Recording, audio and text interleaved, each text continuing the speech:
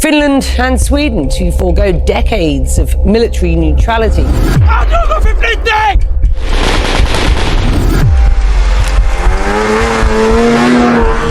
Two US B-52 bombers conducted a training mission over Finland, simulating weapons drops alongside Finnish and Swedish fighter jets, including the forces of their new recruits, Finland and Sweden, with whom we had no problems at all until recently.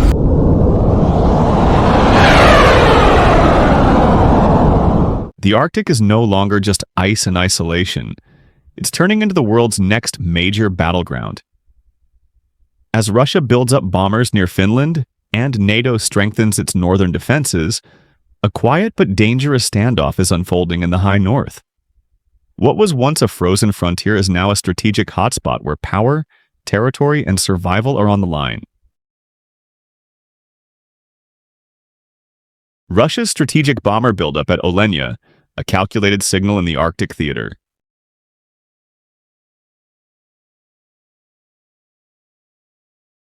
In a move that has drawn serious concern across northern Europe and NATO's eastern flank, Russia has recently concentrated a fleet of 45 long-range bombers at its Olenia airbase, located on the Kola Peninsula, just a short distance from the Finnish border.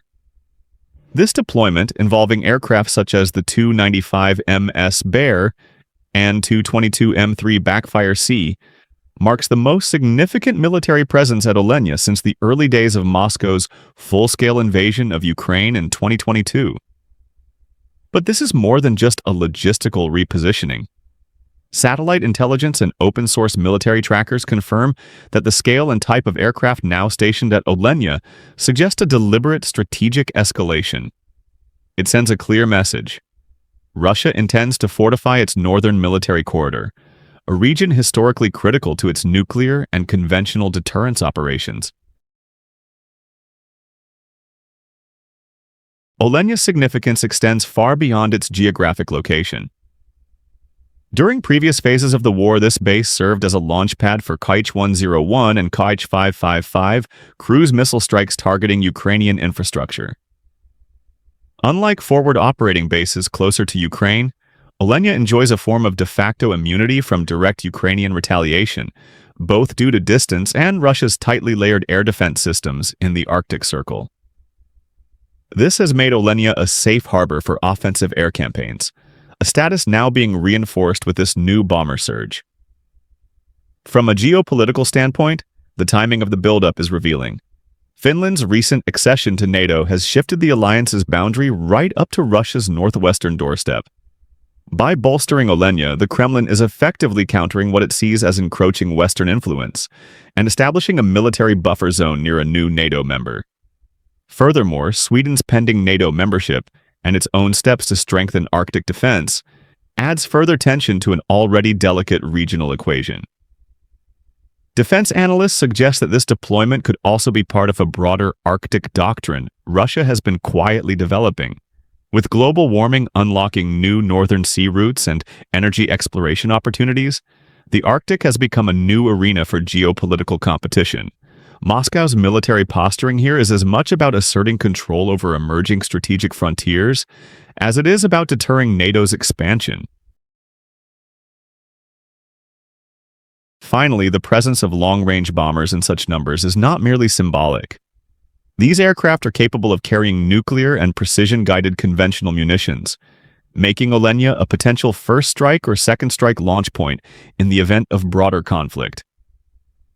It raises fresh questions about the future of arms control in the region, especially as traditional agreements like New START hang by a thread. In essence, Russia's Olenia buildup is a carefully orchestrated display of power, designed to project strength across borders and latitudes. It is a stark reminder that in the high north, strategic patience is giving way to overt signaling, and the Arctic is no longer a frozen frontier. It's an active fault line in the new global order. Finland and Sweden brace for a shifting Arctic front line. In the wake of Russia's intensified military activity near its northwestern frontier, both Finland and Sweden have taken decisive steps to reinforce their Arctic defenses, signaling a broader recalibration of security dynamics in the high north. For Finland, the sudden proximity of a heavily armed Russian bomber fleet just across its eastern border has reignited long-standing anxieties rooted in a complex history of conflict and geopolitical friction with Moscow. Unlike many NATO members, Finland is geographically and psychologically closer to the threat, sharing a 1,300-kilometer border with Russia that has become an increasingly tense fault line in recent years. In a pointed reminder of its strategic readiness, Helsinki has highlighted an agreement that permits the United States access to 15 Finnish military installations, including several located in Lapland, Finland's northernmost region. These facilities are expected to play a key role in joint NATO exercises and potential rapid deployment scenarios in case of Russian provocation. Meanwhile, Sweden, now officially part of the NATO alliance, after decades of military neutrality, has chosen to respond not with rhetoric but with tactical adaptation. Stockholm has begun mobilizing its Arctic-trained special forces, highly specialized units capable of operating in extreme cold, low-light environments and rugged terrain. These forces are expected to be deployed in Sweden's remote northern territories, positioning the country to defend its Arctic interests and support broader NATO operations in the region. Sweden's decision to strengthen its long-term military presence in the north also reflects a growing recognition that Arctic defense is no longer theoretical. It's becoming central to Europe's security calculus. Both nations share a growing concern. The Arctic is rapidly transforming from a neglected periphery into a strategic hotspot. Russia's recent moves, including the reactivation of Soviet-era military installations and the buildup of long-range assets like those at Olenia, have upended long-held assumptions about the region's stability. For Finland and Sweden, this is not just a matter of territorial integrity. It's about preparing for a future where the post-Ukraine security landscape could shift decisively toward the polar frontier. From a broader geopolitical lens, this Arctic repositioning is part of a larger trend. As the effects of climate change make the region more accessible for commerce, energy exploration, and naval operations, control over the Arctic is fast becoming a priority for major powers. NATO's newest members are therefore not just reacting to immediate threats. They're laying the groundwork for a new era of Arctic deterrence in a world where the line between peacetime posturing and military escalation grows ever thinner. In short, Finland and Sweden's synchronized responses reflect both urgency and foresight. They are not merely reacting to Russia's maneuvers, they are redefining their roles within NATO and recalibrating their defense doctrines to confront emerging threats in one of the planet's most unforgiving and increasingly contested regions. US and NATO raise the stakes in Northern Europe. Quiet treaties, loud messages.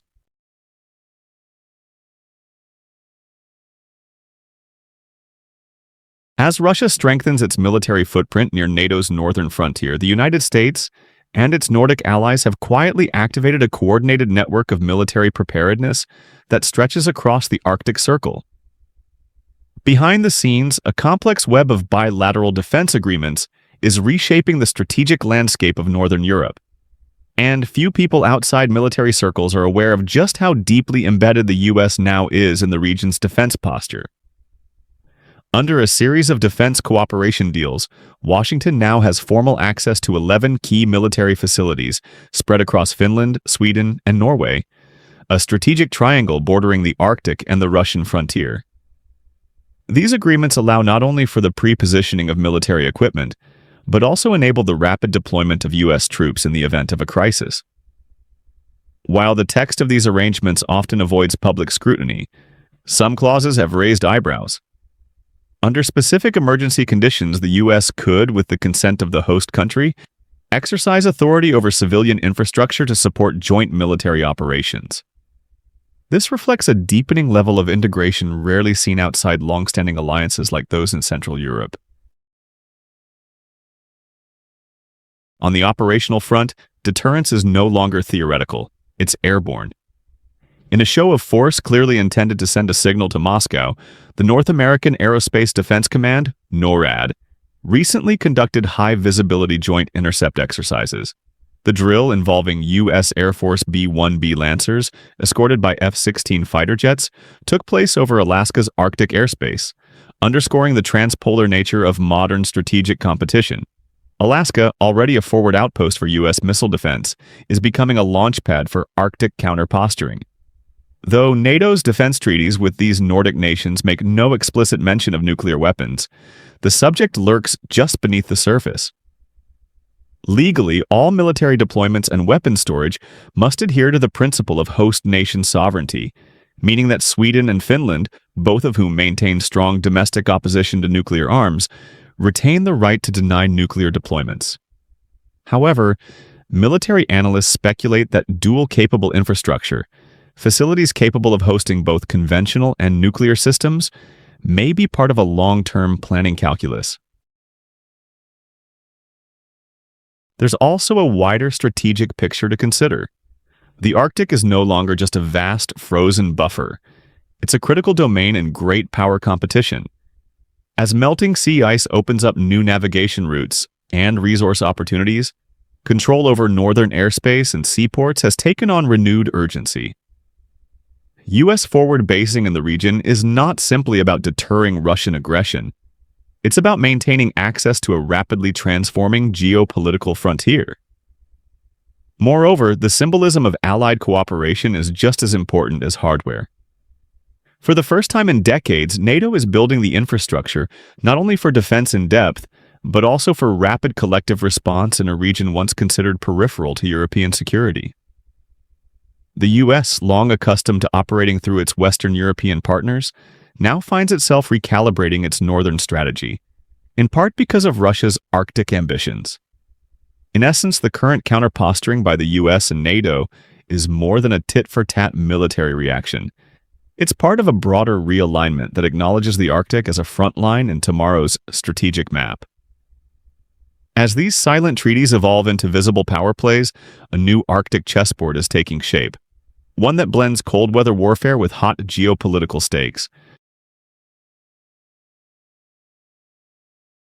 The Baltic heats up. Russia's silent push toward maritime reconfiguration. While the world's eyes remain fixed on Russia's military maneuvers near Ukraine and in the Arctic, a quieter but equally worrisome escalation is unfolding in the Baltic Sea, a region already charged with history, tension, and strategic significance. In a series of recent moves, Moscow has signaled its intent to reassert influence over regional maritime boundaries, testing the resilience and unity of NATO's northeastern flank. One of the most provocative developments has come in the form of a unilateral Russian proposal to redraw segments of the Baltic Sea's maritime borders, a move seen by experts as both symbolic and strategic. Though presented under the guise of routine boundary reassessment, the implications run far deeper. Redefining sea borders, especially in tightly shared waters like the Gulf of Finland and the Eastern Baltic, undermines the post-Cold War maritime status quo and raises serious concerns about creeping territorial expansion through bureaucratic, not just military means. Compounding these fears was an incident that set off alarms in Tallinn. Russian crews were observed dismantling Estonian navigation buoys, small but critical markers that guide commercial and military vessels through shared waters. While the act may appear minor at first glance, it's part of a larger pattern of hybrid tactics: incremental, deniable, and disruptive. Maritime analysts have likened these tactics to gray zone aggression, actions that remain below the threshold of open conflict but steadily erode trust, order, and sovereignty. Meanwhile, Helsinki is dealing with its own maritime unease. A Russian naval vessel was reportedly spotted operating inside Finnish territorial waters, prompting widespread speculation about possible covert reconnaissance missions.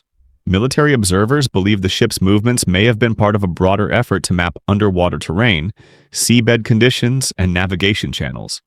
Intelligence that would be vital in the event of future military operations. Given the long history of submarine warfare and naval incursions in the Baltic, such actions rekindle memories of Cold War standoffs, but with the added urgency of today's volatile geopolitical climate. What makes the situation especially precarious is the dense concentration of NATO and Russian naval forces in the region. The Baltic Sea, despite its scenic coastlines and bustling trade routes, is becoming increasingly militarized. Submarines, missile frigates, surveillance drones, and cyber capabilities are now part of the daily equation. And while official war has not broken out, the strategic friction is palpable. Every buoy moved, every radar blip, every incursion could trigger a chain reaction in a region where reaction time is measured in minutes.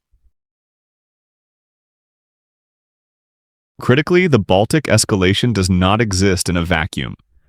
It reflects a broader Russian strategy of probing vulnerabilities, sowing division, and reclaiming perceived historical influence across former Soviet territories and buffer zones. In Estonia, Latvia, and Lithuania, all NATO members with bitter memories of Soviet occupation, there is growing anxiety that Russia is testing the limits of Western resolve, not through open confrontation, but through persistent pressure at sea, in the air, and online. In conclusion, what's unfolding in the Baltic is a slow-motion power play, a calculated effort to blur boundaries, literally and figuratively. Russia's recent moves are not just about territory, they're about shaping perceptions, forcing NATO to stretch its defensive bandwidth and undermining regional stability without firing a shot. The question now is not just how the West will respond, but whether it can recognize these subtle shifts before they solidify into a new, more dangerous normal. Finland arms the coast, strategic artillery, and a forward-looking defense doctrine.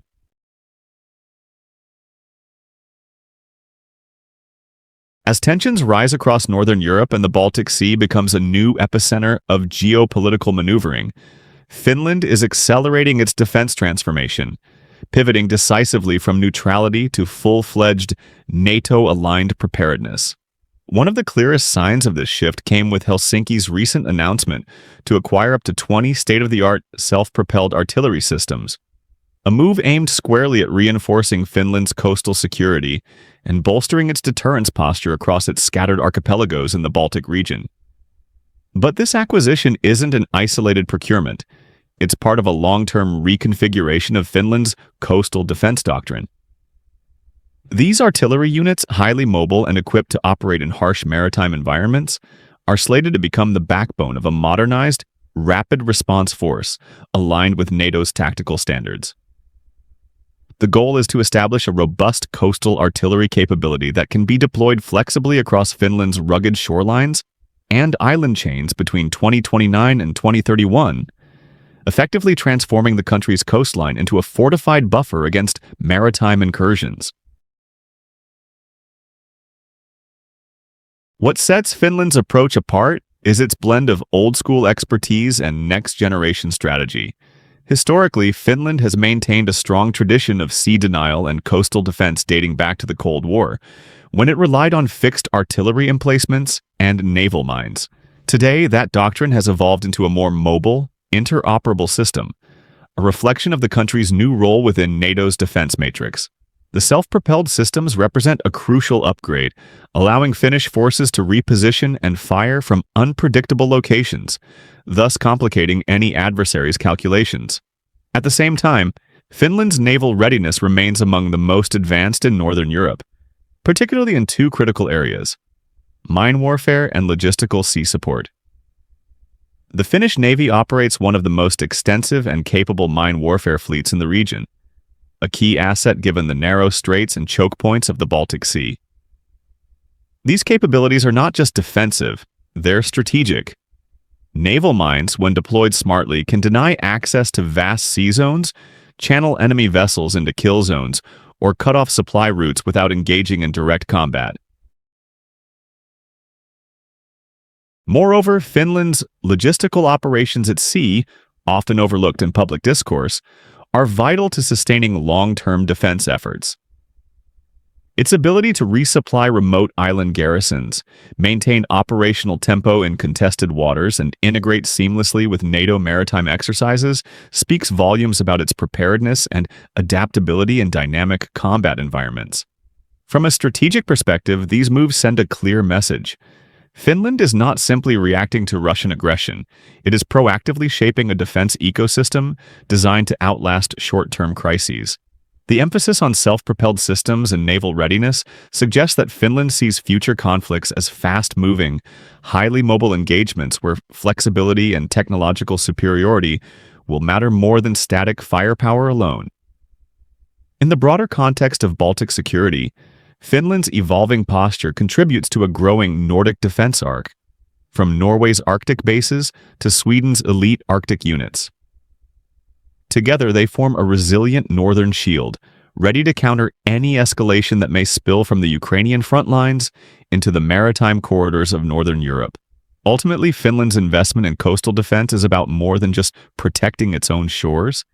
It's about anchoring stability in a region where history has repeatedly shown that peace can be fragile and deterrence must be both visible and credible.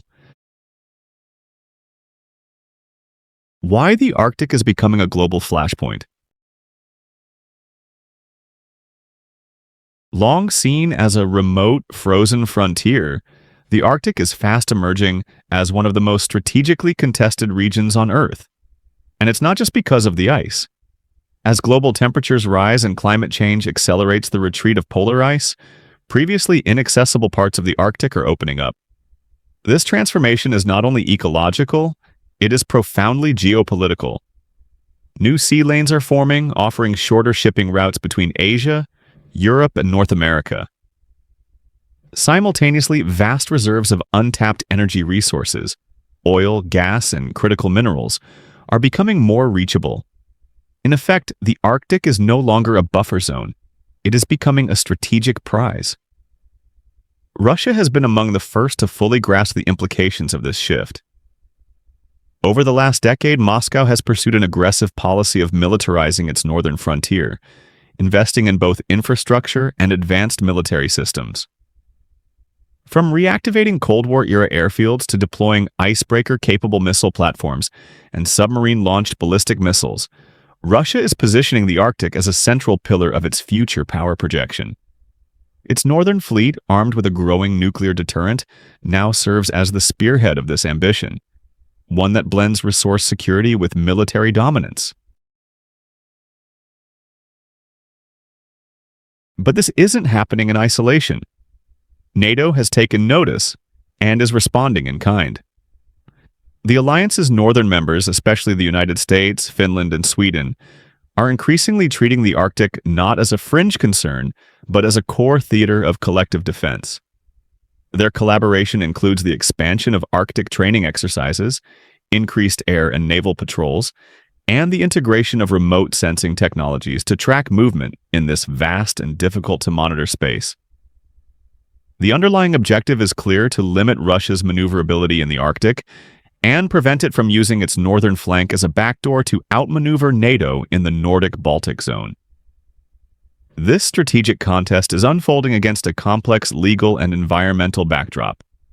The United Nations Convention on the Law of the Sea, eaglequest, is being tested as countries submit overlapping claims to the Arctic seabed. Meanwhile, the fragile Arctic ecosystem faces threats from both military activity and increased commercial exploitation. The region, once known primarily for polar bears and icebergs, is now becoming a focal point for discussions on energy security, great power rivalry, and climate-driven migration. Critically, the race for Arctic influence is not just about immediate military positioning, it's about who gets to write the rules of a rapidly changing world. Control over the Arctic means access to new trade routes, control over resource flow, and a platform for long-range military operations. It's a chessboard where the pieces are moving quietly, but the implications are monumental. In short, the Arctic is no longer a strategic afterthought, it's a strategic anchor. Russia's moves signal a clear intention to dominate this new frontier, while NATO's counter-strategy aims to preserve balance and ensure freedom of navigation in a region increasingly shaped by climate change, competition, and consequence. In the Arctic's rising silence, the loudest moves are the ones made without firing a single shot. As global powers redraw their lines in the ice, we're left to ask, is the world preparing for peace? or simply repositioning for the next confrontation? What do you think? Is the Arctic the world's next geopolitical powder keg? Share your thoughts below.